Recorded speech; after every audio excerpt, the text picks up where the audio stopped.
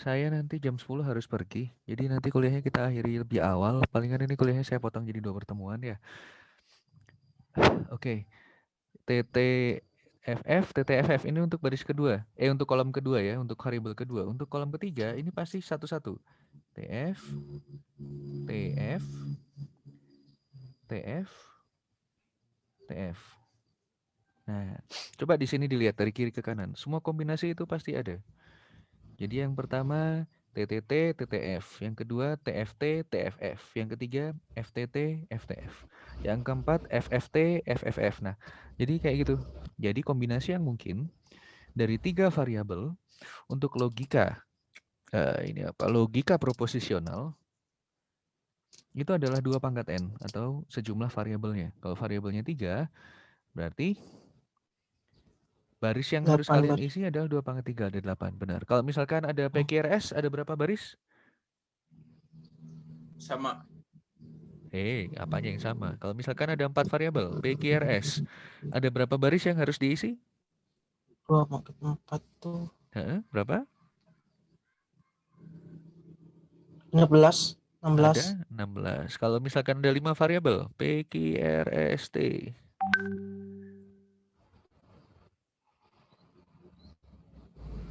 Ada berapa variabel? 25, Pak. 2 pangkat 5 ya. Ada berapa itu? 25. Bukan 25 yang 125. pasti. Ih, Berapa 2 pangkat 5? 16 kali 2, 16 kali 2. 16. Oh iya, nah. 64. Ih, Kurang. 32. 32 ya, 32, iya 32 32. benar. Nah, kayak gitu. Nah, jadi gitu. Jadi itulah kenapa kalau kita mau bikin tabel kebenaran ini yang harus diperhatikan gitu ya, agar jumlah barisnya tepat. Dan semakin banyak jumlah variabel yang harus dikerjakan di tabel kebenaran itu memang akan membuat tabelnya jadi semakin panjang ke bawah gitu. Jadi sampai suatu titik membuat tabel kebenaran untuk logika proposisional itu akan merepotkan. Nah, jadi sebenarnya ini juga sudah kalian pelajari atau mungkin sedang kalian pelajari di kuliah teknik digital dengan Pak Adi? Bikin tabel kebenaran? Belum, Pak. Oh ya? Kalau ini Oke. belum. Nah, nih saya coba hapus. Nah, kalau di soal yang saya bikin kemarin itu kan kombinasi dari beberapa. Ada 3 variabel, kemudian ada 2 fungsi kalau nggak salah. Yang satu not, yang satu lagi n. Misalkan not p n key. Habis itu not p n key ini pasti bertahap ya dikerjakannya. Or r. Nah, misalkan kayak gitu. Misalkan saya pengen akhir fungsinya adalah yang ini ya. Not p n key di or dengan r. Nah, ini ngerjain juga satu-satu. Tapi meskipun ini fungsinya serumit apa yang di sebelah kanan, kalau misalkan variabelnya 3 tetap barisnya ada 8. Itu yang perlu diperhatikan. Nah, misalkan kita bikin not p. Kalau not p berarti yang harus kita lakukan itu adalah membuat kebalikan dari tabel yang di kanan. Kalau kita mau bikin notnya. Jadi ini yang dibikin not. Dibalik aja. F, T, T, T, T. Nah, kemudian kalau di n kan dengan key, kita lihat yang di sini. F dengan T, dapatnya? Dapatnya apa? FNT? False dengan true. F. Kalau hasilnya apa? Kalau n? False. False, bagus. Kemudian next, false dengan true lagi. Sama. Sama, bawahnya false dengan false. False. False. Kemudian kalau false and false. False. False, good. True dengan true. True. True. Lagi true dengan true. True. Good. Kalau true dengan false. False. False. True dengan false. False. False, good. Irsan nggak kedengeran suaranya? Irsan paham? Paham, Pak? Oke, good. Next ya. Kalau kita sudah punya fungsi yang ada di dalam kurung, barulah kita kasih or dengan R-nya. R-nya ada yang di sini. Kita OR-kan dengan fungsi R yang di sini. Berarti false or true dapatnya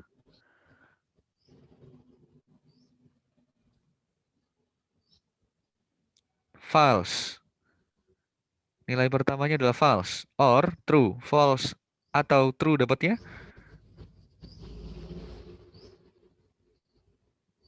False. True, Pak. true ya. Kalau or salah True. satunya true bernilai true. Good Irsan. Thank you. Kemudian R itu oke. Kemudian yang kedua false or false dapatnya False. good. False or true dapatnya True. true good. False or false dapatnya False. good. False. True or true dapatnya True. good. True. True or false dapatnya True. good. False or true dapatnya True. true. True. Terakhir false or false dapatnya Dapatnya false. false gitu ya. Nah, nanti itulah caranya untuk membuat istilahnya apa ini? Tabel kebenaran untuk fungsi kompleks. Kenapa kompleks? Karena ini ada yang harus dikerjakan dulu, baru kita mengerjakan yang satunya. Jadi kita harus bikin ini kolom baru, ada 2 kolom baru lebih tepatnya, baru nanti dikombinasikan dengan yang sudah ada. Jadi kayak gitu. Ini kalau misalkan kalian wujudkan lewat gerbang logika, ini butuh berapa gerbang kira-kira?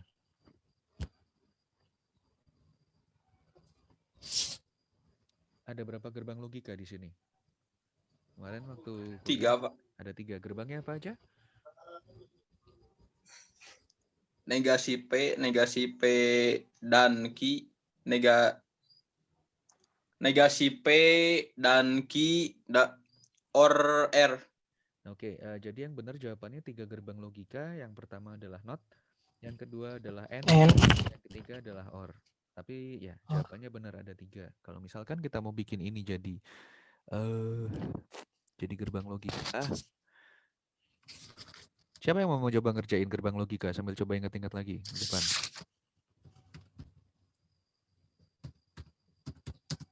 Siapa yang mau coba ngerjain? Ada yang mau coba ngerjain? Ada yang masih ingat gimana caranya bikin rangkaian gerbang logika? Siapa? Irsan. Irsan. Irsan apa udah? Jangan dorong-dorong orang lain. Kalau mau ngerjain, kerjain. Ini ya fungsinya not P, N key, dikurung, kemudian or R. Siapa yang mau coba ngerjain? Gerbangnya kemarin apa aja? Ini ada not,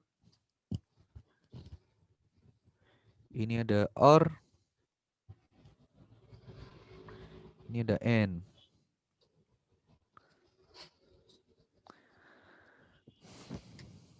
Silakan, siapa yang mau coba mengerjakan? Ya, Pak. Boleh, silakan Irsan.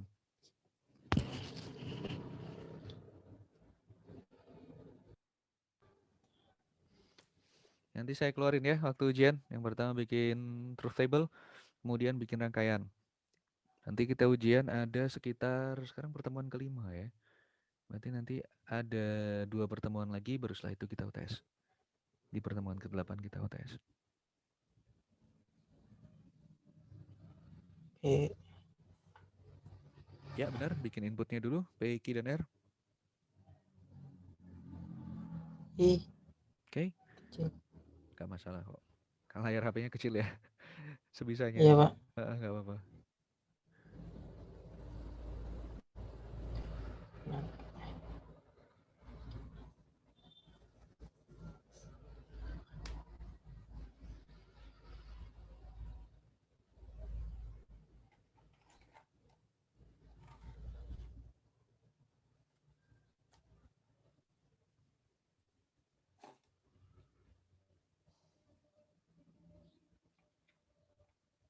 Kalau not bunderannya di depan ya. oh, di depannya. Iya, gak apa-apa, santai aja. Nanti saya dimarahin Pak Adi kalau misalkan salah ngasih tahu.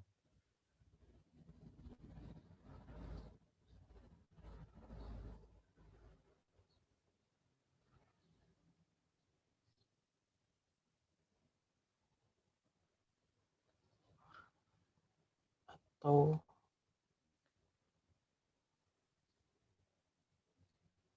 N dulu, N dulu.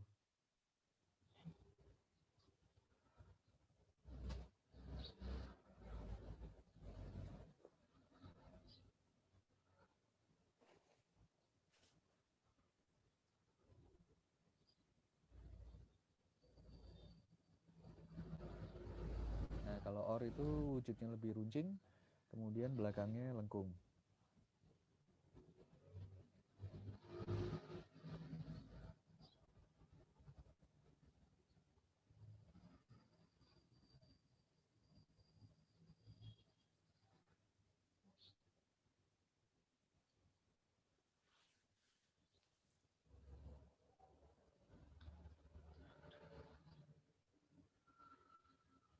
setelah ini gimana Pak? Gimana? Udah selesai nyobainnya. Oke, jadi kalau saya izin benerin ya. Coba. Yang pertama, jangan dibikin jalur koneksi di awal. Kalau misalkan kita, ini saya benerin gambarnya nggak apa-apa ya? Iya Pak, apa? Jadi gini, kalau misalkan kita bikin ada 3 fungsi. Ini masing-masing itu diibaratkan ada satu jalur, satu jalur, satu jalur, satu jalur. Ada P, ada Q, ada R. Kalau misalkan kita harus negasikan P dulu, berarti di sini P-nya dikasih not. Baru dikeluarin lagi. Kemudian kalau mau di N-kan dengan Q, nah di sini dikasih N-nya. Digabungnya di sini. Nah, kalau misalkan sesuatu akan di OR dengan R, digabungkannya di depannya. Begini. Nah, jadinya keluarannya begini. Ada not P, dari awal di sini not P.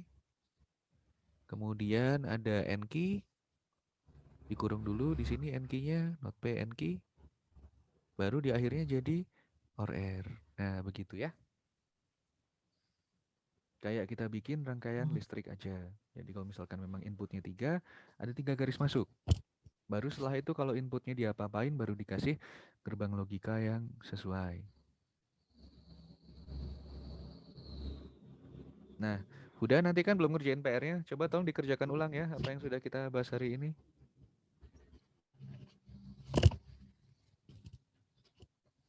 Halo? Udah? Halo Pak. Ya, nanti tolong dikerjakan ya PR-nya.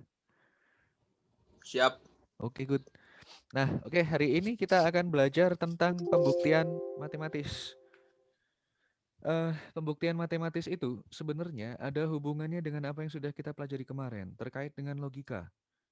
Pembuktian itu sangat banyak kita temui di bidang matematika karena sesuatu pernyataan, sesuatu klaim itu harus didukung dengan bukti yang sesuai, bukti yang tepat. Karena kita bicara matematis eksak 1+1 sama dengan 2, kalau tidak ada aturan lain yang bekerja, dan itu juga harus dibuktikan. Karena itu pembuktian ini memang harus kita pahami. Ini termasuk topik yang sulit dan bahasan juga agak banyak. Mari kita lihat.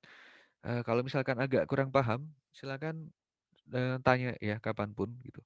Nanti kalau misalkan pertemuan ini butuh 2 atau 3, nggak apa-apa kita kerjakan. Hari ini mohon maaf saya cuma bisa ngejar sampai jam 10, jadi kayaknya ya ada 2 kali Zoom aja. Oke, ini adalah hal-hal yang akan kita pelajari hari ini. Wah, ada banyak ya. Jadi kayaknya kita hari ini akan belajar sampai bab ada tolerance, ada inilah. Nanti kita belajar. Coret-coret. Wait. Nah, kita akan belajar sampai 1, 2, 3 dulu lah. Apa itu bukti, aturan inferensi itu apa saja, inference. Kemudian menggunakan aturan untuk pembuktian. Aturan inferensi itu ada apa saja, itu yang paling menarik. Nah, apa sebenarnya yang disebut bukti? Bukti itu biasanya diwujudkan dari 2 buah pernyataan atau 2 asumsi. Kalau misalkan kita kaitkan dengan pelajaran kita minggu lalu di logika, predikat, itu ada pernyataan awal dan ada pernyataan akhir. Jika bla bla bla, maka bla bla bla. Misalkan ada semua manusia akan mati. Kemudian pernyataan keduanya adalah Socrates adalah seorang manusia. Buktikan kesimpulannya kalau Socrates akan mati. Nah, Gimana cara kita membuktikan bahwa Socrates adalah bagian dari manusia karena itu semua manusia akan mati? Itu yang akan kita pelajari melalui bab ini. Kemarin kan kita terima-terima aja nih. Jika hari hujan, maka saya tidur. Jika hari tidak hujan, maka saya tidak tidur. Gimana cara membuktikannya? Itu ternyata ada loh cara membuktikannya dan itu yang akan kita pelajari. Nah, kalau misalkan dari dua asumsi ini sudah kita buat pembuktian, maka kesimpulannya bisa kita nyatakan apakah benar atau salah. Baik, kalau secara logika itu seperti ini. Masih ingat ini bacanya kemarin apa? Man itu manusia ya, mortal itu mati, dan Socrates itu adalah bagian dari manusia. Masih ingat ini kemarin bacanya gimana? Coba Irsan.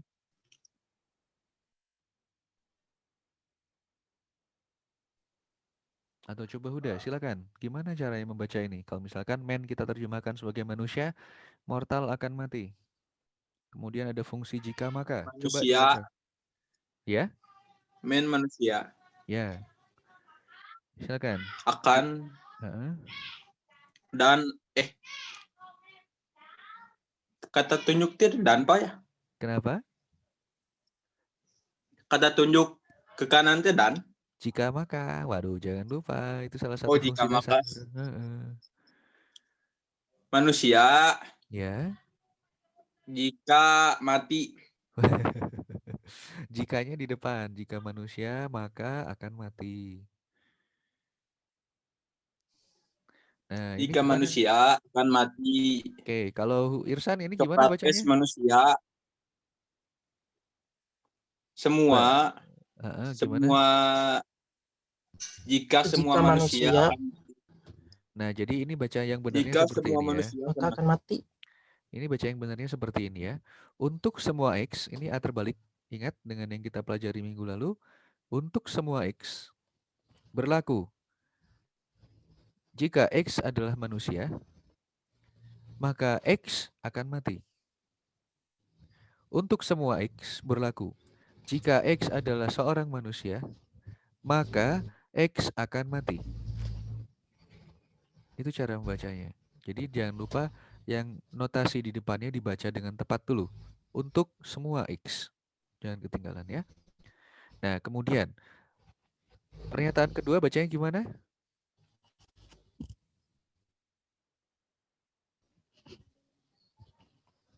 Socrates manusia. Ya, Socrates adalah seorang manusia. Itu sama ya, di atas ya X adalah manusia. Kalau Socrates manusia, maka Socrates Socrates mati. akan mati. Yang dua pernyataan sebelumnya ini merupakan asumsi. Satu pernyataan di akhir ini merupakan kesimpulan. Untuk melakukan pembuktian terhadap dua pernyataan logika predikat seperti ini, kita lakukan dengan aturan inferensi. Sebagian besar aturan inferensi ini bisa kita gunakan untuk membuktikan baik itu logika proposisional yang tadi pagi yang barusan kita kerjakan PQR atau logika predikat seperti ini. Socrates yang bersifat manusia dan manusia yang bersifat mati. Nah, untuk aturan inferensi itu ada banyak ya. Itu ada modus ponens dan ada modus tollens dan ada transitivitas. Tiga hal itu melibatkan fungsi jika maka. Yang paling mudah itu adalah modus ponens dan modus tollens. Yang lainnya mudah. Yang dua ini yang paling mudah, yang lainnya mudah gitu ya. Kemudian ada transitivitas, ada silogisme disjungtif, ada penambahan, ada penyederhanaan, ada konjungsi dan ada resolusi. Nah, resolusi ini yang mungkin kalau misalkan kita menggunakan bahasa pemrograman logika, karena kita nggak pelajari, mungkin aturan inferensi ke-8 bisa kita skip. Jadi kita akan pelajari 7 aturan inferensi. Yang pertama adalah modus ponens. Ini namanya ya, modus ponens. Kalau misalkan kita punya logika predikat berbunyi, jika P maka Q. Kemudian pernyataan keduanya berupa P. P dan P ini masih nyambung.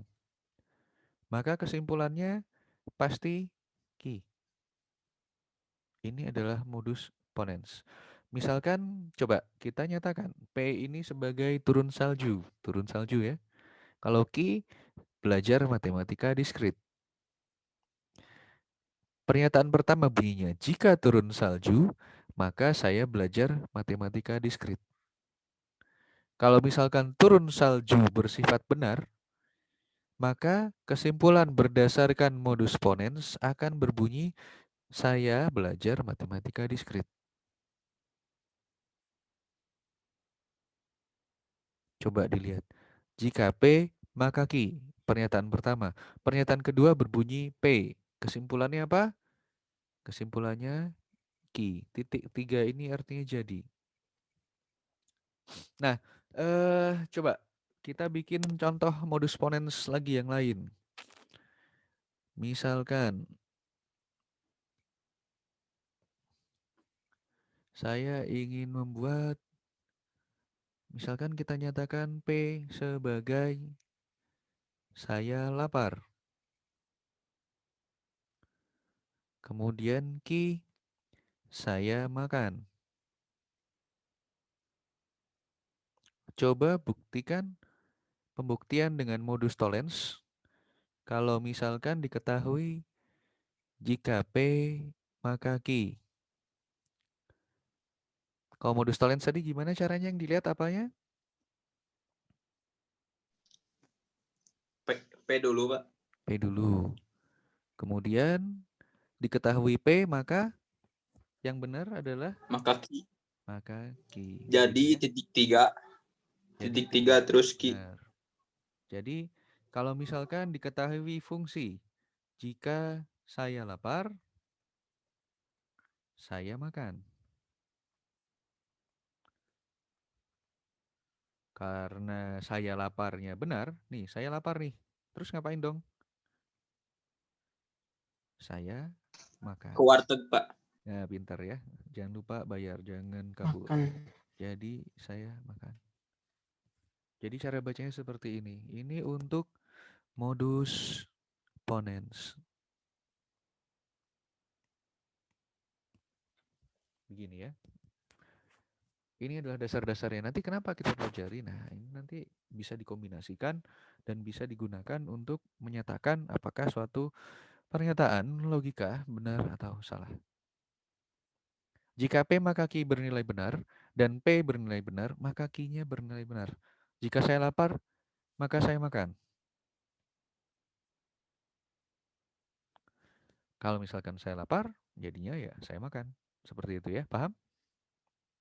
Itu modus ponens. Kalau modus ponens yang dilihat apanya? P-nya atau pernyataan yang di depan. P-nya. Ya, begitu ya. Oke, lanjut.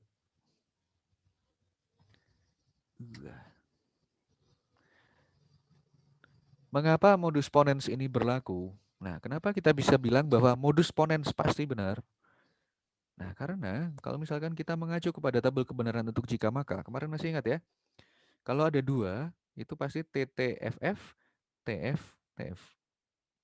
Ada dua variabel, P dan Q. Nah, kalau misalkan kita asumsikan, jika P maka Q bernilai benar, itu ada di mana saja? Itu ada di sini, itu ada di sini, itu ada di sini. Pada ketiga kasus tersebut, hanya ada satu nilai yang mungkin untuk Q bernilai benar. Ya, ini di mana? Di sini. Paham nggak? Misalkan, gini ya. Asumsi, saya baca lagi. Jika P maka Q bernilai benar, itu asumsi awal. Itu yang mana aja yang dipenuhi dengan syarat tersebut. Ada syarat ini, ada syarat ini, ada syarat ini. Ini ya yang kita cari yang pertama nih. Asumsi pertama. Asumsi pertama, kita cari mana saja jika P maka Q yang bernilai benar. Asumsi kedua, kita cari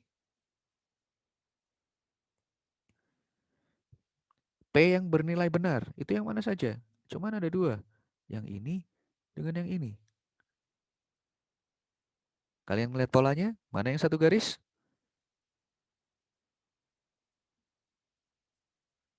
Udah Irsan, di tabel kebenaran ini mana yang satu baris? Yang bernilai benar dua-duanya? Paling atas, Pak. Yang paling atas, bagus. Hanya itu yang bernilai benar. Karena itulah kita bisa bilang bahwa modus ponens ini pasti benar. Kenapa? Karena hanya satu pernyataan yang bernilai benar untuk Q ketika P-nya benar dan juga jika P maka Q-nya benar. Nah, itulah kenapa saya minta kalian belajar untuk membuat tabel kebenaran. Karena kita gunakan tabel kebenaran untuk menyelesaikan masalah-masalah seperti ini. Oke, paham? Paham, Pak. Nah, dari asumsi, halo selamat datang Ziad. Dari asumsi diturunkan ke tabel, sudah paham ya?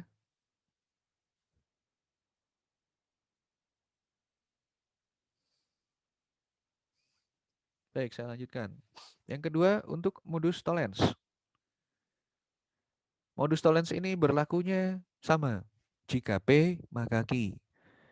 Jika diketahui tidak Q, maka tidak P.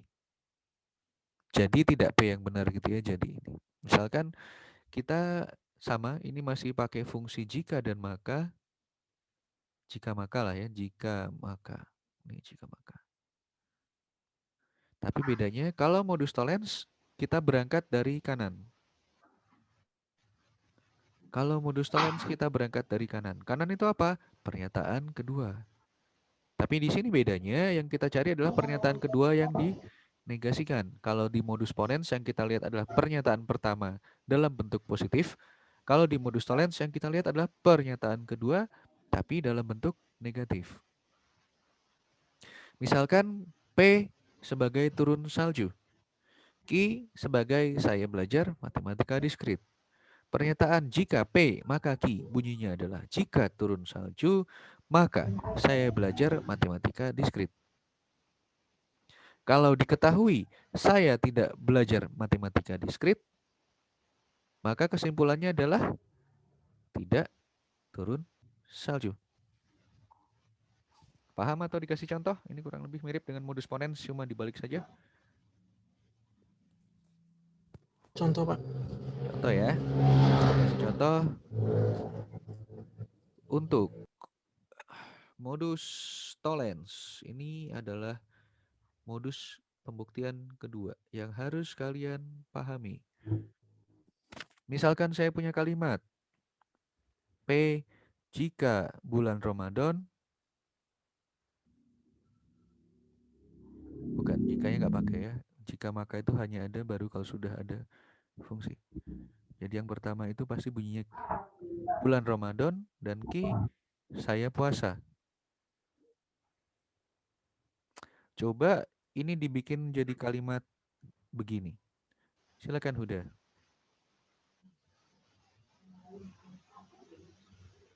Jika bulan Ramadan, Jika saya bulan puasa. Ramadan, makanya jangan lupa ya. Maka saya puasa. Kalau kita gunakan modus ponens, maka yang kita lihat adalah pernyataan kedua tapi dinegasikan. Kalau pernyataan kedua dinegasikan bunyinya gimana? Saya tidak berpuasa Bagus. Saya karena belum tidak tunggu bulan dulu. Ramadan. Benar. Nah, itu baru setelah kita bikin kesimpulannya. Kalau misalkan diketahui saya tidak puasa, maka kesimpulannya adalah tidak P. Tidak bulan Ramadan, bukan bulan Ramadan. Bukan bulan Ramadan. Itu untuk modus tollens ya, negatif. Paham? Siat, Irsan, Huda?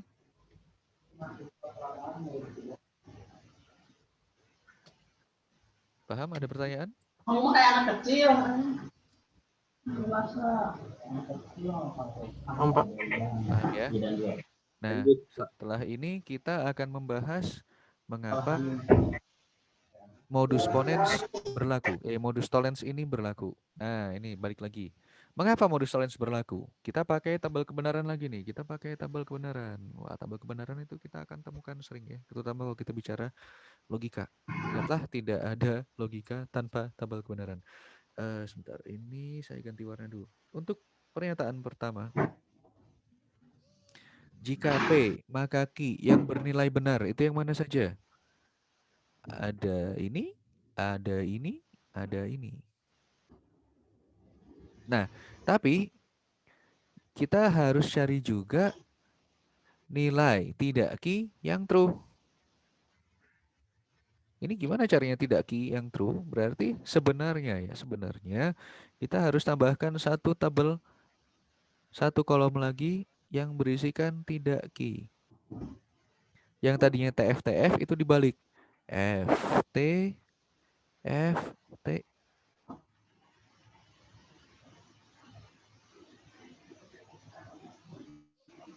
Nah, misalkan kita tahu tidak Q-nya bernilai benar, itu yang mana aja? Baris keberapa?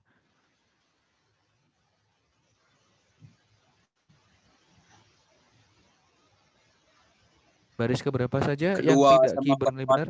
Bagus sudah. 2 Kedua sama 4 dan keempat. Bagus sekali. sama 4. Hanya ada satu kemungkinan di mana pernyataan ini bernilai benar. Itu pernyataan yang mana?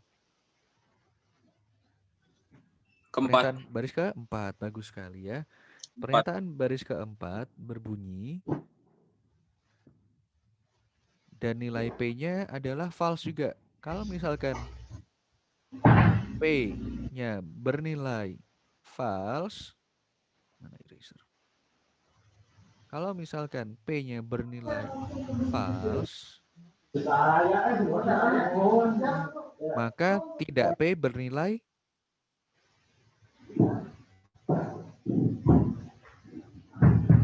True. true. Gitu ya, dibalik ya. Jadi pernyataan ini hanya benar untuk baris keempat. Kalau tadi kita lihat modus ponens Ini bekerja pakai pada... fungsi OR ya. Ini bukan pakai fungsi OR, ini Pakai pakai fungsi OR. ini fungsi jika maka. Nih. Kalau OR itu Sama kayak OR, Pak. beda. Kenapa sama kayak OR? Salah satu benar bersifat benar. Oh, enggak juga. Kalau jika maka aturannya jelas. Waktu itu yang kemarin sudah kita pelajari ya. Kalau misalkan kecil ngaji, besar jadi ustadz, benar. Kecil ngaji, besar jadi maling, salah. Kecil maling, tua tobat, benar, gitu ya. Kalau kecil maling, tua korupsi, ya itu benar. Nah, kayak gitu. Itu jika maka ya. Beda dengan OR. Kalau OR itu tabel kebenarannya adalah salah ketika dua-duanya salah, benar ketika salah satunya benar, dan benar ketika dua-duanya benar. Itu OR. Beda. FTTT. Kalau jika maka itu TFTT. Beda lagi dengan dan. Kalau dan itu yang benar hanya satu. FFFT. Gitu ya. Seperti yang Huda bilang, memang ada kemiripan dengan OR. Kenapa mirip? Karena yang benar ada 3. Tapi urutannya beda. Oke, paham? Paham, Pak. Paham ya? Kalau nggak paham tanya loh. Ada yang nggak tanya, ada yang nggak paham nggak? Kita pakai fungsi jika maka. Jadi itu yang harus dipahami. Sebentar, ini saya tutup dulu. Kemudian saya kasih link yang baru ya.